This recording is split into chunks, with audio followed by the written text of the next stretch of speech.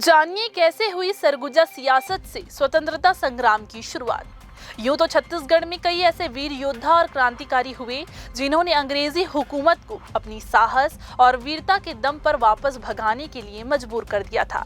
चाहे हम बस्तर के वीर आदिवासी क्रांतिकारियों की बात करें या फिर छत्तीसगढ़ के बड़े बड़े शूरवीर राजा महाराजाओं की, इन दोनों ने ही अंग्रेजों को अपनी अपनी साहस का परिचय दिया था। लेकिन क्या आप जानते हैं कि देश में स्वतंत्रता संग्राम की शुरुआत छत्तीसगढ़ से ही हुई थी, जिसकी चिंगारी से ही देश भर में अंग्रेजों के खिलाफ स्वतंत्रता संग्राम की लड़ाई लड़ी गई। अगर नहीं तो आज हम आपको बताते हैं कि छत्तीसगढ़ में कहां से स्वतंत्रता संग्राम की चिंगारी उठी थी और इसमें किस वीर योद्धा का अहम योगदान था। तो चलिए जानते हैं इस मामले से जुड़ी कुछ अहम बातें जिसमें भारत के स्वतंत्रता संग्राम की शुरुआत का रहस्य छुपा हुआ है। नमस्कार, मैं हूं आयुषी और आप देख रहे हैं CGNN लाइव। अगर खबर पूरी चाहिए तो वीडियो को पूरा देखना होगा और ऐसी ही जानकारी पाने के लिए चैनल को सब्सक्राइब कर दीजिएगा। चलिए वीडियो को शुरू करते हैं। हम बात कर रहे हैं सरगुजा सियासत की, जिसे कभी राज्य का दर्जा हासिल हुआ करता था। ब्रिटिश राज के दौरान सरगुजा राज्य मध्य भारत की एक प्रमुख सियासतों में से एक था। हालांकि इसे तोपों की सलामी का हक नहीं था। पहले इसे सेंट्रल इंडिया एजेंसी के अधीन रखा गया था, लेकिन सन 1905 में इसे ईस्टर्न स्टेट्स एजेंसी को सौंप दिया गया। इसका पूर्व क्षेत्र वर्तमान छत्तीसगढ़ राज्य में स्थित है और इसकी राजधानी अंबिकापुर शहर थी, जो अब सरगुजा जिले के अंतर्गत आती है। सरगुजा सियासत की अगर बात करें तो यहाँ का राजघराना परिवार बहुत प्राचीन है, जिनका संबंध चंद्र जाति के राजपूतों से संबंधित है। ये राजघराना परिवार पलामू के रक्सेल राजा के शासक परिवार का वंशज है। आपको बता दें, तृतीय आंग्ल मराठा युद्ध के बाद सन 1818 में ये राज्य अंग्रेजों के संरक्षण में आ गया, जिसके बाद पड़ोसी उदयपुर राज्य की स्थापना सन 1818 में सरगुजा राज्य की एक शाखा के रूप में की गई थी। सन 1820 में सरगुजा की सियासत महाराजा लाल अमर सिंह देव को मिली, जिसके बाद सरगुजा सियासत में अंग्रेजों के खिलाफ जंग छिड़ना शुरू हो गया। 2 सितंबर 1853 को सरगुजा रियासत के राजा अमर सिंह ने ब्रिटिश शासन के खिलाफ विद्रोह शुरू किया था, जो छत्तीसगढ़ के स्वतंत्रता संग्राम की शुरुआती चिंगारियों में से एक माना जाता है। ये विद्रोह ब्रिटिश औपनिवेशिक सत्ता के खिलाफ स्थानीय प्रतिरोध की एक महत्वपूर्ण घटना थी, जो बाद में छत्तीसगढ़ में स्वतंत्रता संग्राम के विकास में प्रेरणा का स्रोत बनी। सरगुजा रियासत उस समय छत्तीसगढ़ क्षेत्र का एक प्रमुख रियासत था, जिसका शासक अमर सिंह था।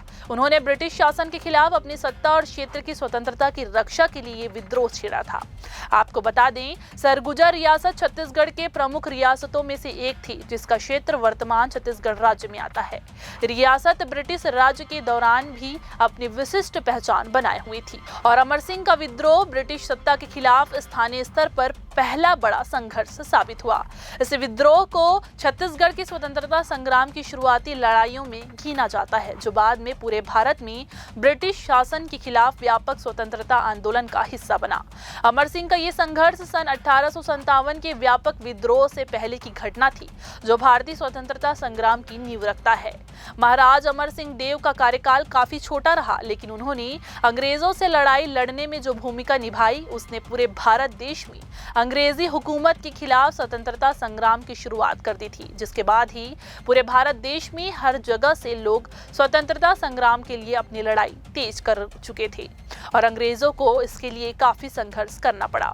वहीं छत्तीसगढ़ के इस सरगुजा सियासत के राजा अमर सिंह देव को ही भारत देश में स्वतंत्रता संग्राम आंदोलन की शुरुआत का नायक माना जाता है। महाराज अमर सिंह देव के बाद सन 1870 में सरगुजा सियासत की कमान उनके छोटे बेटे राजा बहादुर बिंदेश्वरी प्रसाद सिंह देव को सौंप दी गई, जो सरगुजा में रखरखाव अनुदान के रूप में उनके पास मौजूद एक भूखंड का मुख्यालय था और वे काफी योग्यता और चरित्र बल के शासक थे। आपको बता दें कि सन 1871 में उन्होंने क्योंझर राज्य में विद्रोह के दमन में सहायता की, जिसके लिए उन्हें सरकार का धन्यवाद भी मिला और उन्होंने व्यक्तिगत सम्मान के रूप में राजा बहादुर की उपाधि प्राप्त की और उन्हें भारत के स्टार के सबसे उत्कृष्ट आदेश का साथी भी बनाया गया। उस समय सरगुजा छोटा नागपुर राज्यों में से एक था और इसके शासक रक्सेल वंश के राजपूत थे। वे उदयपुर, जशपुर, कोरिया और चंग भाकर के छोटे राज्यों के वास्तविक के अधिपति थे, जो इसके क्षेत्र से सटे हुए थे। वहीं सरगुजा सियासत के राजाओं ने सियासत को सरकार के अधीन करके जमींदार बना दिया गया और अपना जीवन यापन करने लगे।